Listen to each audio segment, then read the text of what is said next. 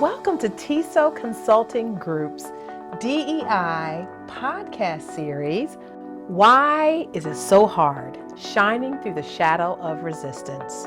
I'm Dr. Tonya Breland. And I am Erika Lee.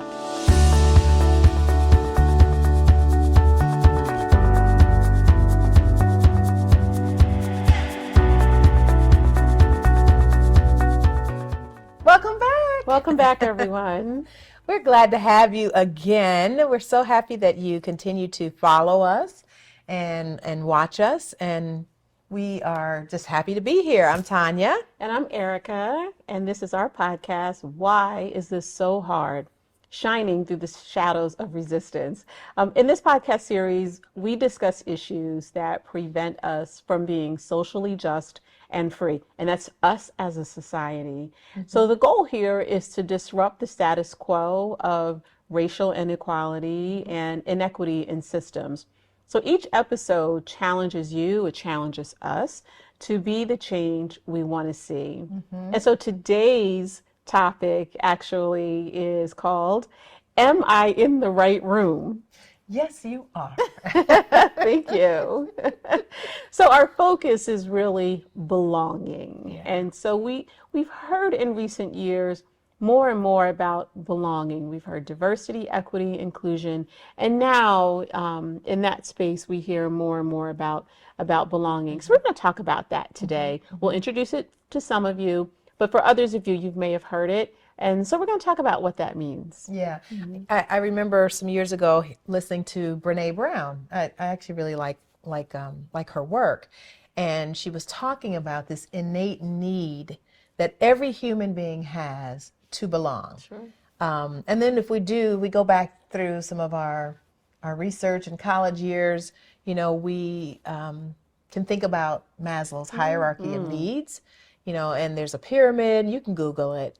But on that pyramid, in the right smack in the center there, before someone is really even able to self-actualize, they need to be able to belong where they are. And so I think this is something that, we often find ourselves fighting to belong. And we see this with children. Yeah. We see this with adults. And what we don't want to see is we don't want to see people just fitting in, because fitting in does not equal belonging. Yeah, you were talking about Maslow's hierarchy of needs. So belonging even comes before achievement. So before I can produce, right? Before I can do anything that will bring the company or the organization or even myself forward, before I can do that, I really need to feel like I belong there. And so when we think about kind of what's in it for us to make sure people belong, for those of us that work for companies that rely on profit margins, we rely on, making money. Very often, the people that feel like they belong will be the ones that produce the most. And so that's something really important to think about. But also when we think about schools, if kids don't feel like they belong, very often, that will prevent them from just doing their best. Right. So Right. So then what does it mean to belong? Like, what do we see when someone belongs? What does that look like? When someone, let me do it the reverse way. Okay. So when someone doesn't belong, because I've been in spaces where I don't belong, maybe we can kind of share some examples of those times. But when you don't belong, you often don't have a voice. You may not be valued. You may not feel a sense of connection to the people that you're around. You may feel like an outsider. You may feel like, everything that they have to say excludes you, or everything that they're doing excludes you. So then I guess when we talk about what belonging is, it's when you are, not just in the room, but you are a part of what's going on in that room. Have you ever been in a place where you felt like you were just trying to fit in, but you didn't really belong? Yes. So I used to work for a state agency. And This is years ago, and I worked for a board. And for the most part, the board was, different generation, different culture, different racial group from me. And I remember being out to dinner. We were out at some conference, and so we all met up for dinner. And I remember being out for dinner, and they started talking about the Beatles and how fond they were of the Beatles, which I didn't grow up listening to the Beatles. Like, I didn't know what they were talking about. And so they would talk about like lyrics, and they would sing parts of the song and everything like that. And in that moment, I was just like, what the heck? I just felt like I couldn't sing along. I couldn't sing along, Yeah. and I couldn't be a part of the conversation because they would talk about different group members and everything like that. And I just wasn't really, and there was no concession. There was no thought that there might be someone or two here at the table that did not listen to that genre of music or didn't listen to that particular group. The thought didn't even cross their minds. And so in that moment, and in a few other moments with this particular work assignment, I just didn't belong. I just didn't belong. I felt disconnected. I felt like I was sort of like watching what was happening. So I was at the table, but I was not partaking in the camaraderie, the fellowship, the laughter. the laughter. Sure. I was Yeah. not a part of any of that. Yeah, What and about you? So when you were talking, I remembered something where, from an age perspective, I didn't feel that I belonged. So we were at an education conference. This was some years ago. So I was in my early 40s, yesterday, and Yes. psych. And we were invited out to dinner. I knew a couple of the people, and they invited us to dinner. And these were retired educators, and there were other people that joined us, some that I didn't know. And we're out to dinner, and initially the conversation is education related. And then somehow the conversation starts turning to like medications and ailments. I'm not kidding. And they're all comparing medications. Well, how many milligrams of that do you take? And like, oh, I take that for this, and it was, and I'm sitting there like, do do do do do, Right. But they did turn and they said, and my husband was with me, and they did turn and they said, when you get older, this is what you guys are going to have to, this is what you have to look forward to. So they at least acknowledged that there was an age gap there, and that, but for the longest, I just kind of felt like, okay, I probably should just excuse myself, Yes. But, yes. and it was comical, and they laughed about it, and so it wasn't as bad as other times where I've been in a room and felt like, like, should I be here? Yeah. And when that happens, especially in professional settings, I don't feel I can be my authentic self. Yes. Like, my authentic self doesn't show up. Yes. I find that I shrink when I don't belong. Recently you and I were at an event, and there was a conversation about, the interest around the table was about hockey and, hockey games and where they sit, and, sitting in the boxes or whatever. I'll confess to never having gone to a hockey game. I don't even know if I've ever watched a hockey game. And so I felt completely left out of the conversation. Yeah. Yeah. And I think that's the challenge, right? You feel left out. So if I'm in this group and everybody's talking about something that I have no frame of reference for, it doesn't apply to me, how much do I belong here? How much am I going to feel a part of this group? And if it's a working group, right? How much of this group am I actually going to lend the full set of my talents to, right? How authentically can I show up as myself? I have to be honest, after that Beatles conversation, for me, it was like, okay, there's a separation here. It's like them, and then it's me. It's them with the Beatles and whatever, anything else from that particular genre or even, age group. And then there's me. And even sort of like not even, at least you got an acknowledgement like, oh, when you get older, like in my case, it was just like I wasn't even there. And so, and I worked, like I knew them, I worked for this group. So then, why then is it hard, do you think, for people to make others feel like they belong? So it might have a little something sometimes, like talking about our previous podcast where we were talking about privilege.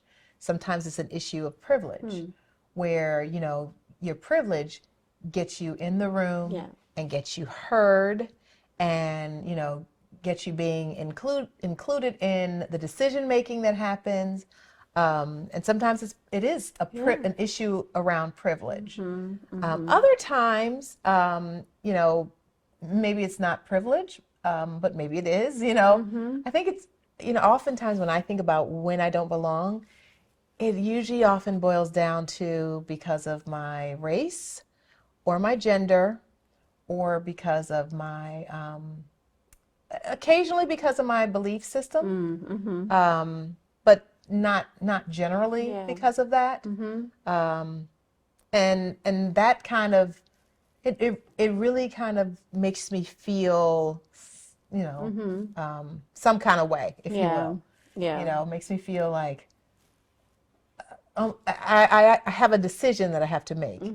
Either fight for belonging, or I'm going to shrink, shrink back and kind of just isolate myself from the group. And that really isn't what people want. And really you want diversity of thought when decisions are being made. You want inclusivity.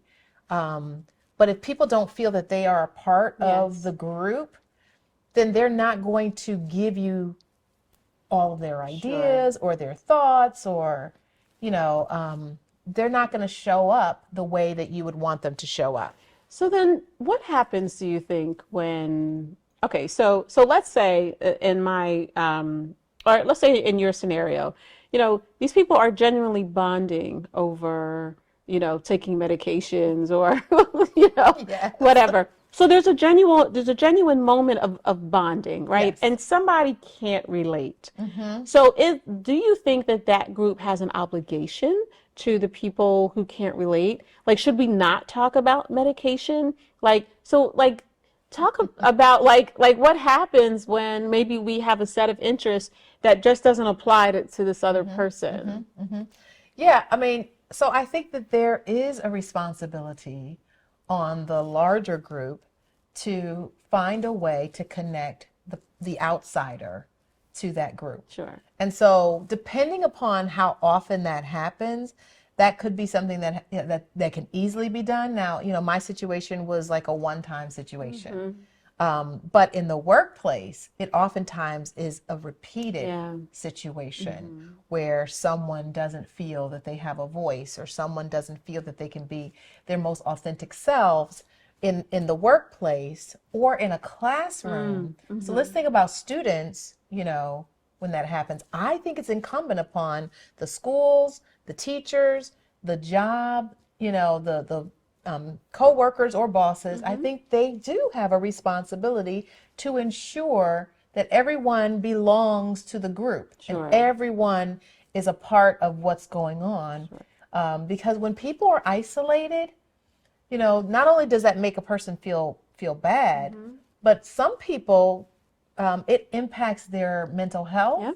It impacts their self-esteem, their well-being,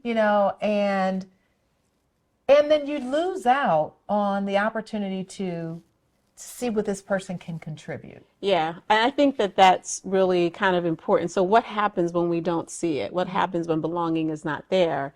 And so, a lot of times when students are not successful academically or making really challenging social decisions, very often it really sort of like those social decisions are really about the need to belong. Yes. So I don't belong in this space. I'm going to find my group. Yep. Because it is, going back to Maslow's hierarchy of needs, belonging is a need. Right. It is a need. And Not a want. It's not a want. This isn't just something nice to do, right? Right. This is something that we need to do. And so when kids or when people feel disconnected, some really challenging things can happen. Things that would affect the health and the well-being of the entire group. Right. That's if we don't manage groups properly so that there's belonging, and then teach people within the group how to inspire belonging. It wouldn't have taken much more for the group that was talking about the Beatles to say, Erika, what kind of music do you listen to? I hear that you're pretty quiet. What kind of music do you listen to? Right. Or that kind of thing. Sure. It wouldn't have taken that much more. Right. And so that's the challenge, right? It's not that much more to include people in on the conversation, to include people in on what we're doing, and to make people feel like you belong to this team too. But in order to do that, we've got to feel like we value that person.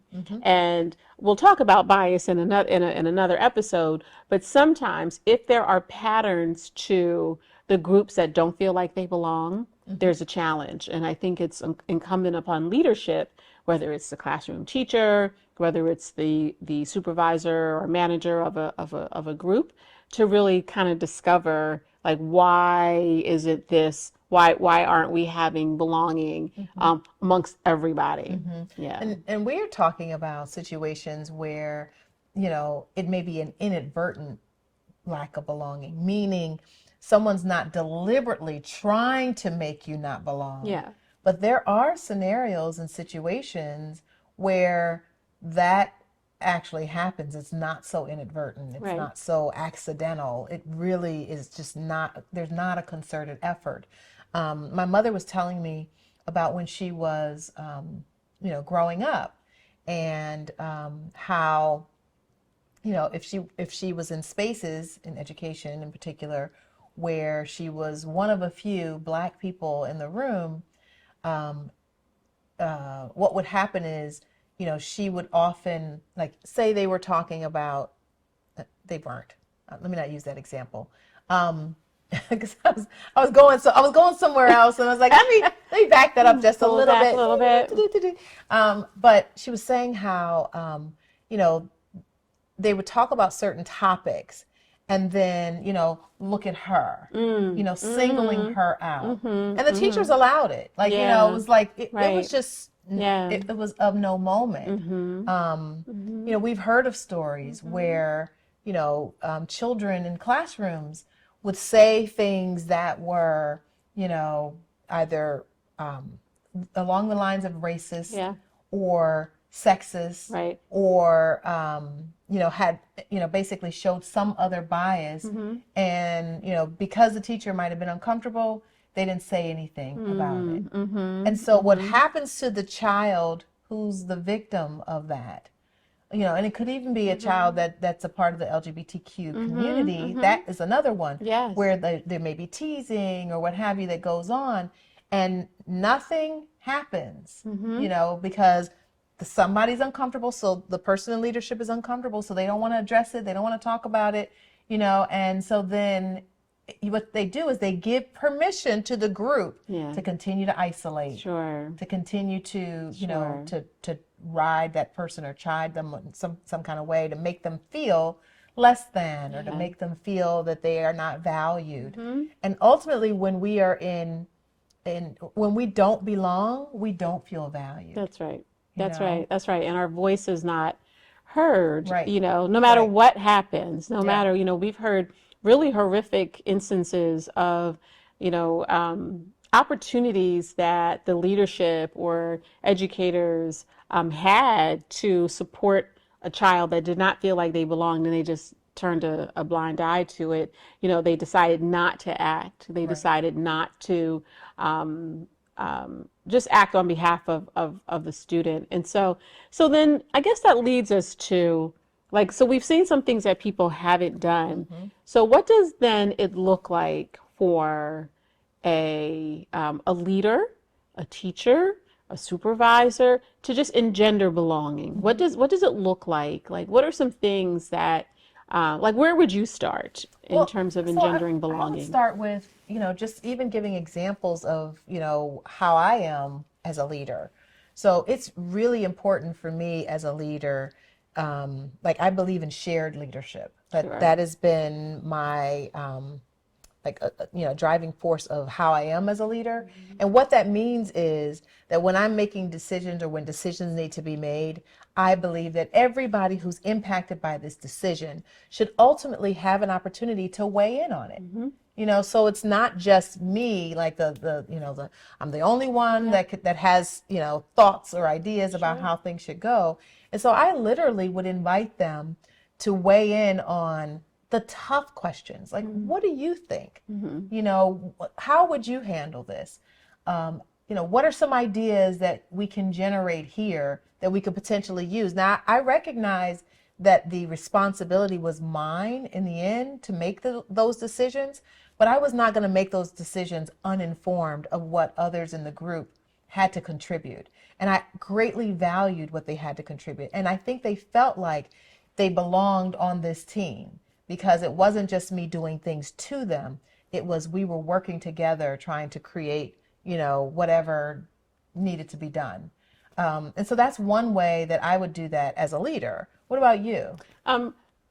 Before I talk about that, I just want to say I really like that because I think one of the challenges that people have, especially when you're the only one of this group, on a team, sometimes you're only called in for questions or issues that involve that group. Sure. Right? So we're only bringing you in, Erika, because we want the perspective of African American parents, or we're only bringing you in because we want to know about, how do women, how are women feeling about this particular, space or that kind of thing. And so I think, if you want to isolate somebody and make them feel like they don't belong, only give them voice in a limited capacity, right? And so I think that's really important too. So I love your example because it's like, I need everybody's voice, right? I need everybody's voice. And though I recognize your race or your culture or your language or your gender or your sexual identity as a part of you,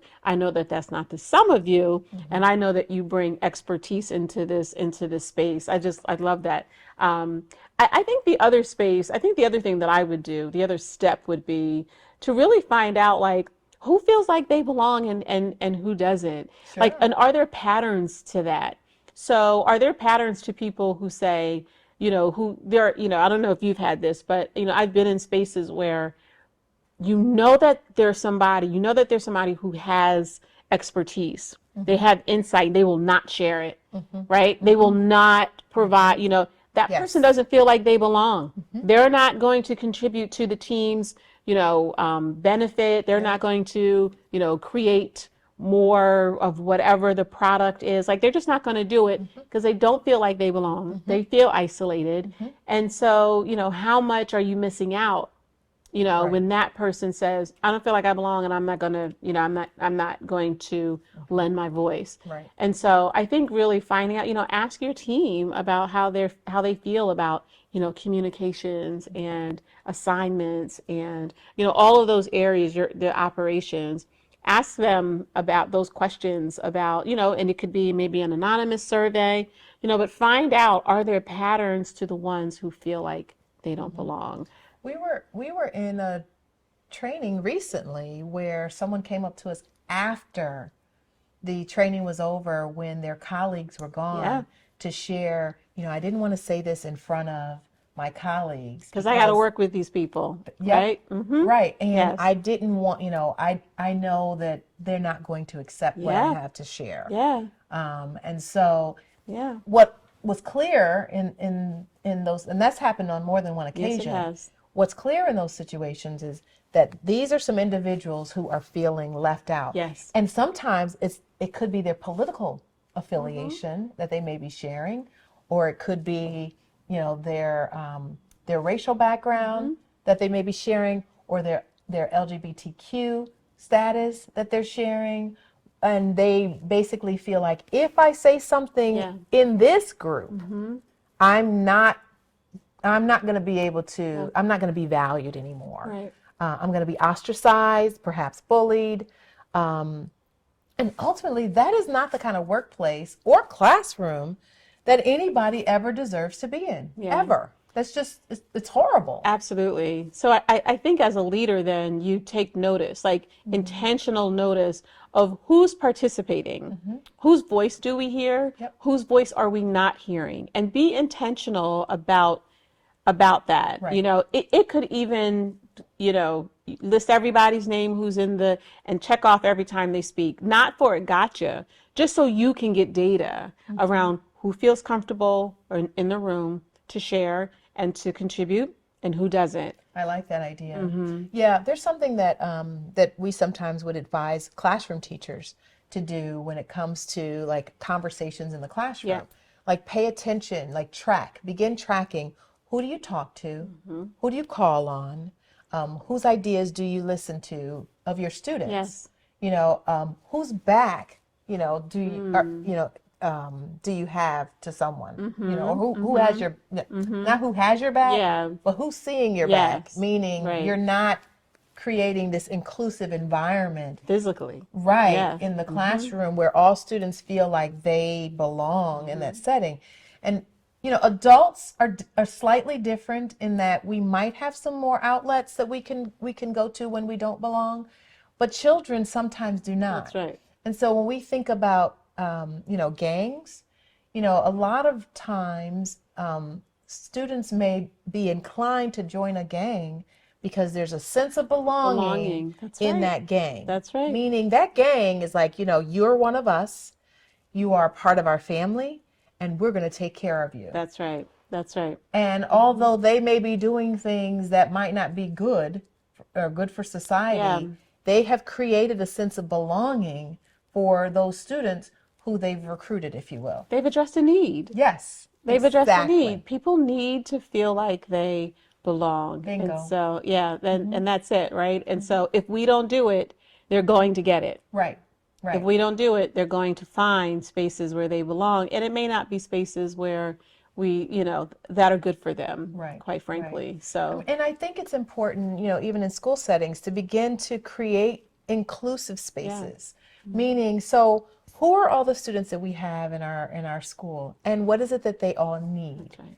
You know, and so taking an inventory, you know, so do we have, you know, affirming groups for, you know, all the different needs that students have, where they can feel like, okay, in this space, Yeah. I can be my authentic self. Yeah.